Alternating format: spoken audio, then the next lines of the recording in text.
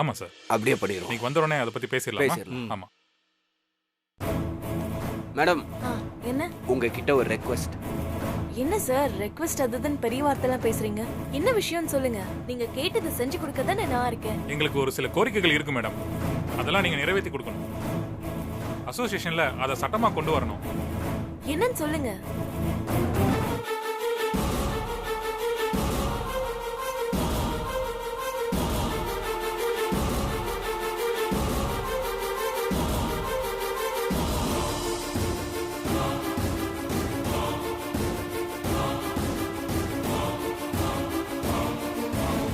இதெல்லாம் நாங்க எங்களோட நன்மைக்காக மட்டும் சொல்லல, நம்ம எல்லாரோட நன்மைக்காகவும் தான் சொல்றேன்.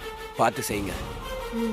எனக்கு புரியுது சார், நான் பாத்துக்கிறேன். அப்புறம் இன்னொரு முக்கியமான விஷயம், இத நாங்க சொல்லி நீங்க செய்யறதா இருக்க கூடாது. நீங்களே சுயமா எடுத்த முடிவு மாதிரி தெரியணும். சரி, உள்ள வாங்க பேசிக்கலாம்.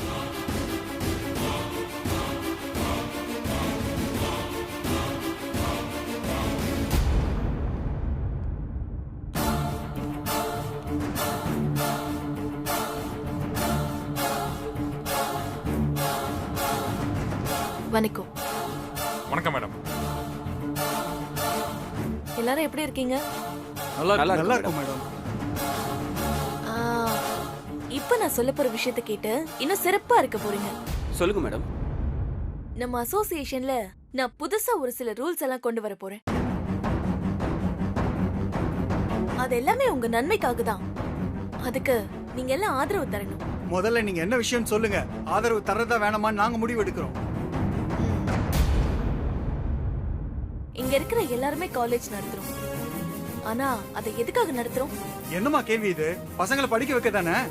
அதுக்கு தான் கவர்மெண்ட் காலேஜஸ் இருக்கே. நாம ஏன் இவ்ளோ செலவு பண்ணி காலேஜ் நடத்துறோம்? 10 ரூபாய் போட்டா 10 ரூபாய் சம்பாதிக்கலாம் தான். கரெக்டா சொன்னீங்க. நாம பண்றது ஒரு தொழில் தான். இதுல லாபம் வந்தா மட்டும்தான் தொடர்ச்சியா காலேஜ் நடத்த முடியும். இப்போ கிடைக்கிறத விட லாபம் இன்னும் அதிகமா கிடைச்சாதான் இன்னும் நிறைய பிரான்ச்சஸ் ஓபன் பண்ண முடியும்ல. கரெக்டா சொன்னீங்கம்மா. அதனால இன்னையில இருந்து நம்மளோட அசோசியேஷன் மெம்பர்ஸ் எல்லாரும் அவங்களோட காலேஜ்ல எவ்வளவு வேணாலும் டொனேஷன் வாங்கிக்கலாம். அதுக்கு அசோசியேஷன் எதிர்ப்பு தெரிவிக்காது. ஒருவேளை அதுல ஏதாவது பிரச்சனை வந்தாலும் அசோசியேஷன் அந்த காலேஜ்க்கு பக்கபலமா நிக்கும். இது private college association, student association கிடையாது.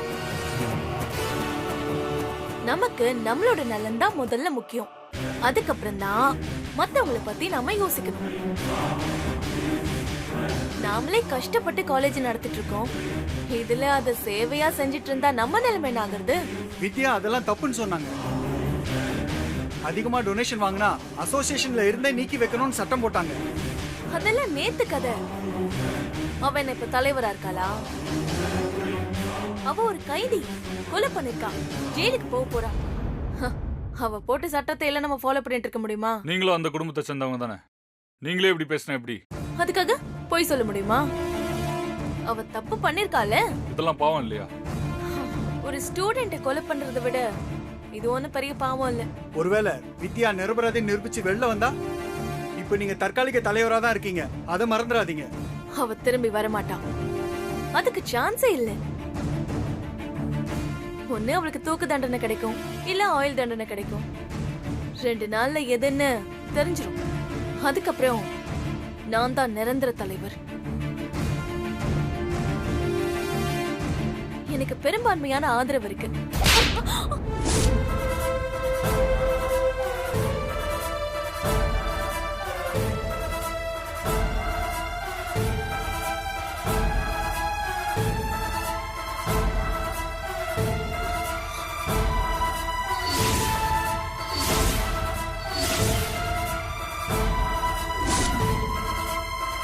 என்ன நினைச்சிட்டு இருக்க நீ உன் மனசுல?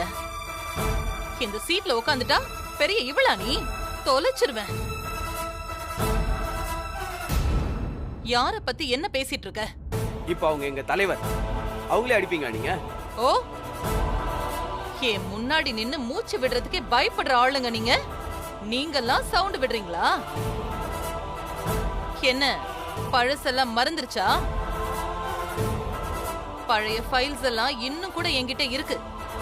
தூசி தட்டுன்னு வச்சுக்கங்க. காலேஜ மூடிட்டு பழைய தொழிலுக்கே போக வேண்டியதுதான்.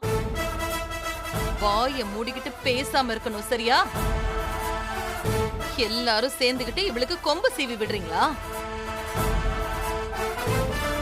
நீ இவங்க பேச்சு கேட்டுக்கிட்டு ஓ இஷ்டத்துக்கு ஆடிட்டு இருக்க. நீ உட்கார்ந்து இருக்கிற இந்த சீட்டோட வேல்யூ தெரியுமா உனக்கு? இதுக்கு பின்னாடி பல லட்சம் மாணவர்களோட வாழ்க்கையும் எதிர்காலமும் இருக்கு. நீ எடுக்கிற ஒரு முடிவு அவங்க வாழ்க்கையே புரட்டி போட்டுடும். அத பத்தி எல்லாம் கொஞ்சம் கூட யோசிக்காம ஓ இஷ்டத்துக்கு முடிவெடுத்துட்டு இருக்க. இத்தனை வருஷம் நீ என் கூட இருந்து என்னத்த கத்துக்கிட்ட? வித்யா தப்பு, நீ சரியா? அவ கொலை பண்ணத நீ பாத்தியா? ஸ்னேகா, என் புள்ளையோட வாழ்க்கைக்காக தான் நான் பாக்குறேன், இல்லன்னு வெயி. என்ன பத்தி உனக்கு தெரியும்ல, கொன்னு புதைச்சிருவேன். ஜாக்கிரதையா இருந்துக்க.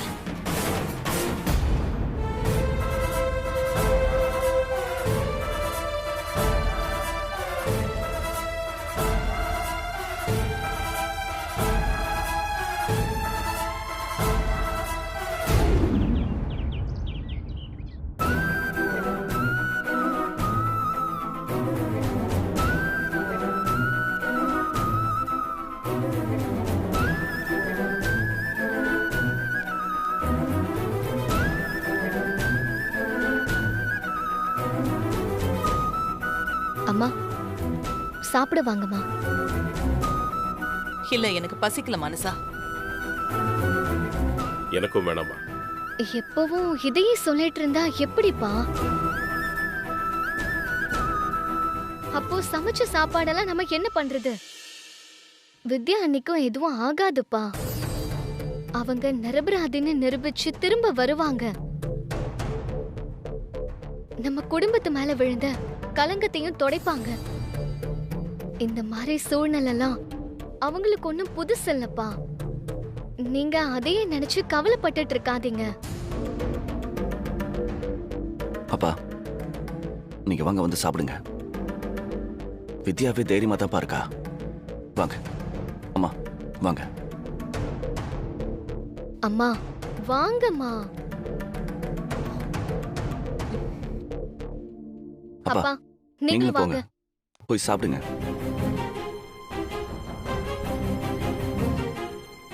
அண்ணா வா.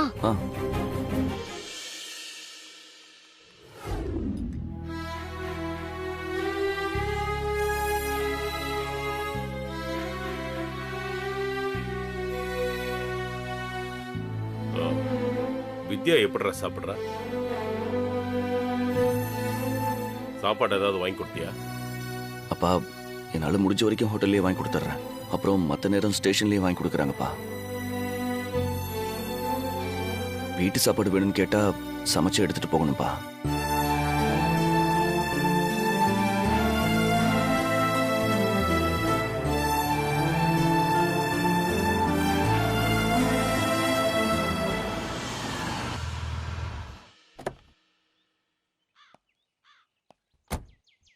ஸ்னேகா, இறங்கி வா, நம்ம உள்ள போலாம். இல்லங்க, நான் வரல. என்னை அம்மா வீட்டுல விட்டுருங்க. ஸ்னேகா, கீழே இறங்கு. சொன்னா கேளுங்க, நான் வரல. சொன்னா கேளு, வா. இறங்குன்னு சொல்றேன்ல. ஏங்க, என்னால திரும்ப திரும்ப இந்த வீட்டுக்குள்ள வந்து அவமானப்பட முடியாது. ஒண்ணு நமக்கு வேற வீடு பாருங்க, இல்லனா என் அம்மா வீட்டுல என்ன கொண்டு போய் விட்டுருங்க. இதுக்கு மேலேயும் நான் அந்த வீட்டுல இருந்தா நான் செத்தே போயிடுவேன். ஏய், உன்னை என் அம்மா அத்தனை பேர் முன்னாடி கை நீட்டி அடிச்சிருக்காங்க. நான் உன் புருஷன். அதை தட்டி கேட்காம இருந்தாதான் நீ இதை யோசிக்கணும். நான் தான் கேட்கறேன்னு சொல்றேன்ல. என் அம்மா பண்ணது தப்பு. இதுக்கு அவங்க பதில் சொல்லியே ஆகணும். வா வா, வாங்குறேன்ல.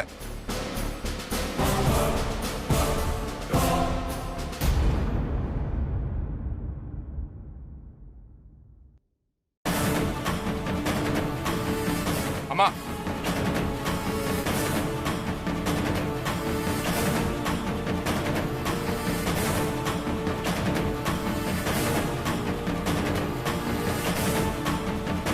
என்னடா? ஏமா அப்படி பண்ணீங்க? சாப்பிட்டு பதில் சொல்லவா இல்ல இப்பவே சொல்லணுமா? அம்மா நீங்க சாப்பிடுங்கம்மா. அண்ணா என்ன ஆச்சு? என்ன ஆச்சா? இந்த வீட்ல நான் மட்டும்தான் அவமானப்படுறதுக்குனே பிறந்திருக்கேன். அது என் தலையெழுத்து. என் பொண்டாட்டி என்ன பண்ணா?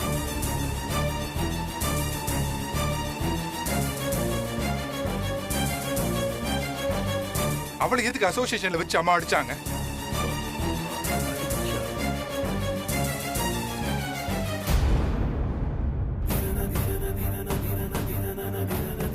என்னது? வேதா ஸ்னேகாவை அசோசியேஷன்ல வச்சு அடிச்சாளா? வேதா என்னம்மா அது?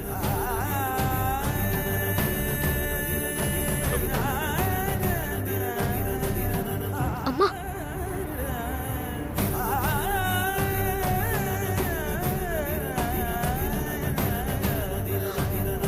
அதுவும் மீட்டிங் நடந்துட்டு இருக்கும்போது அத்தனை பேர் முன்னாடி நின்னு அரைஞ்சிருக்காங்க. ஸ்னேகா என்ன இப்ப இந்த வீட்டு மருமக மட்டுமா? அந்த அசோசியேஷன்ல தலைவரா இருக்கா.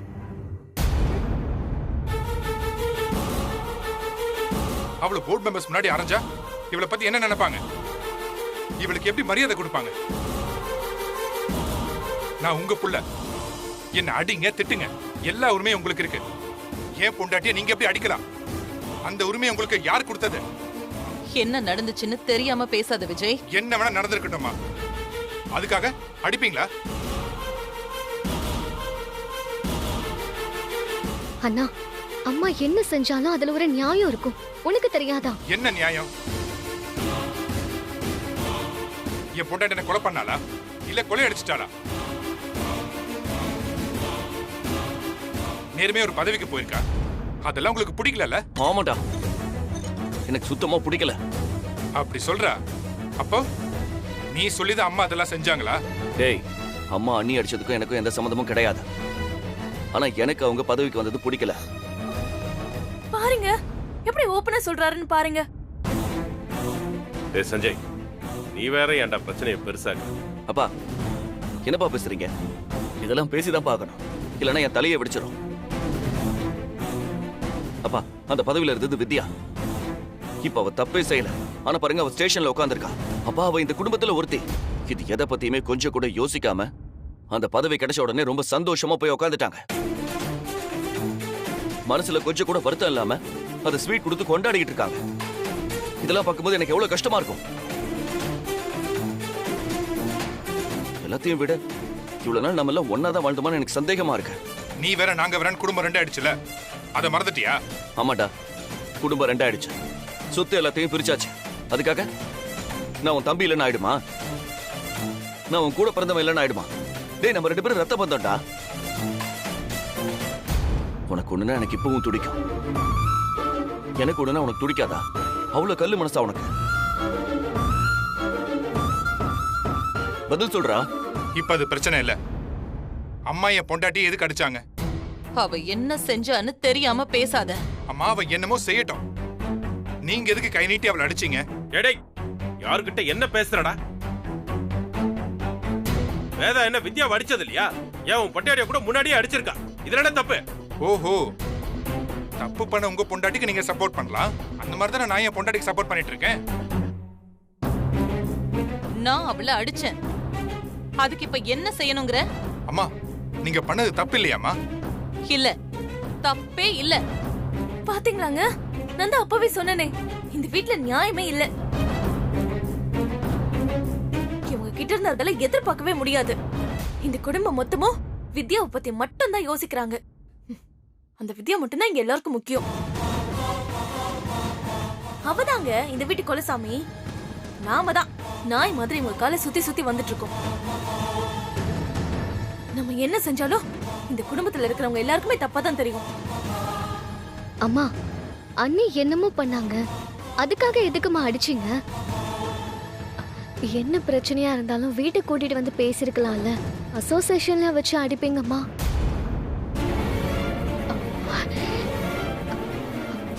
என்ன நீ எனக்கு அட்வைஸ் பண்றியா? இல்லம்மா, அது நீ ஒண்ணு சொல்ல வேண்டாம். நான் பண்ணது சரியா தப்பான்னு என்னோட மனசாட்சிக்கு தெரியும். மனசாட்சியே இல்லாதவங்களுக்கெல்லாம் இதெல்லாம் கஷ்டமா தான் தெரியும். யாருக்கு? எனக்கு மனசாட்சி இல்லையா? பாருங்க இவங்க எப்படி பேசுறாங்கன்னு. ஸ்னேகா, நீ உள்ள போமா. வேதா கிட்ட நான் பேசிக்கிறேன். அப்பா என்னப்பா பிரச்சனையை அப்படியே மறக்கடிக்கிறீங்களா? நான் விட மாட்டேன்ப்பா. எனக்கு நியாயம் கிடைக்கணும். என்னடா நியாயம் கிடைக்கணும்? இப்ப என்ன பண்ணணுங்கிற? அம்மா, நீங்க பண்ணது ஒரு பெரிய தப்பு. என் பொண்டாட்டி கிட்ட நீங்க மன்னிப்பு கேட்கணும்.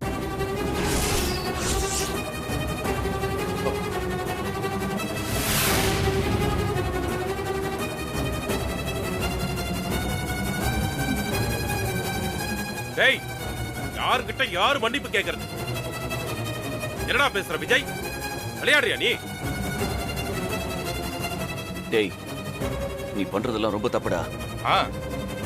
உன் பொண்டாட்டிய காரணமே இல்லாம 10 பேர் முன்னாடி அடிச்சிருந்தா நீ சும்மா இருந்திருப்பியானா? நான் காரணமே இல்லாம அடிச்சனா?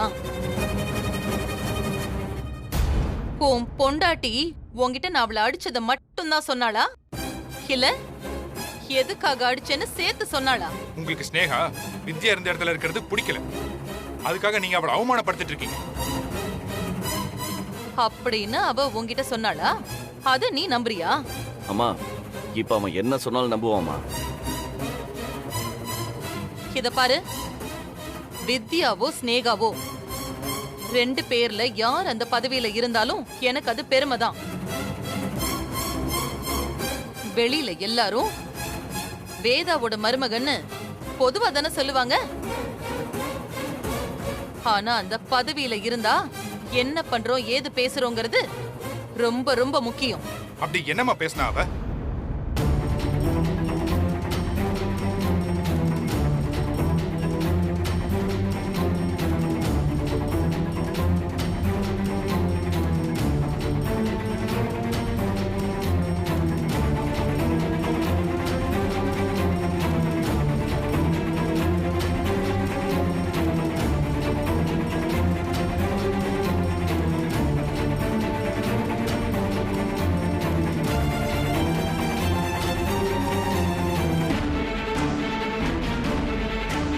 இத சொன்னா சஞ்சய் டென்ஷன் ஆவான்.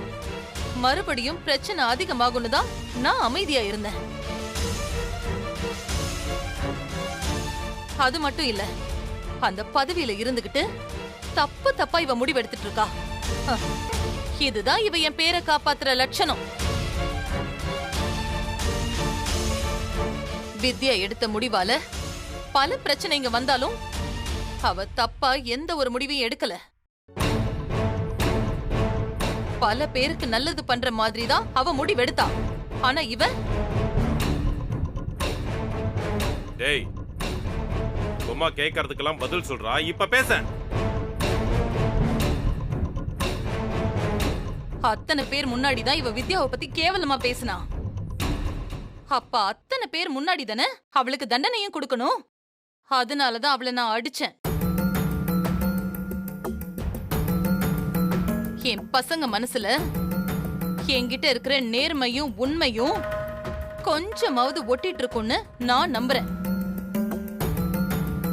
இப்ப சொல்லு, நான் பண்ணது தப்பா? சொல்லு, நான் இவகிட்ட மன்னிப்பு கேட்கணுமா? என்னதெல்லாம்? இல்லைங்க. டேய், உனக்கு ஒரு பதவி கிடைச்சா அதுல இருந்துகிட்டு ஆக்கப்பூர்வமா அதாவது வேலை செய்யணும். அதை விட்டுட்டு உனக்கு எதுக்கு தேவையில்லாத பேச்செல்லாம்?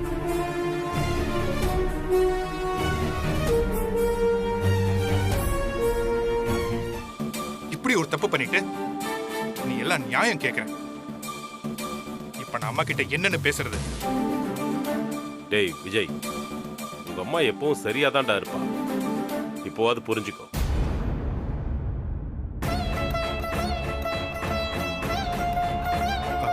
அம்மா, உங்க மேல எந்த தப்பு இல்லம்மா. என்ன மன்னிச்சிருங்கம்மா.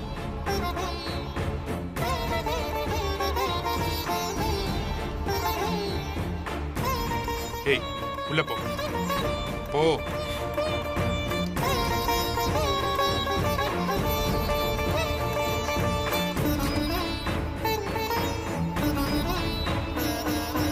சஞ்சய்,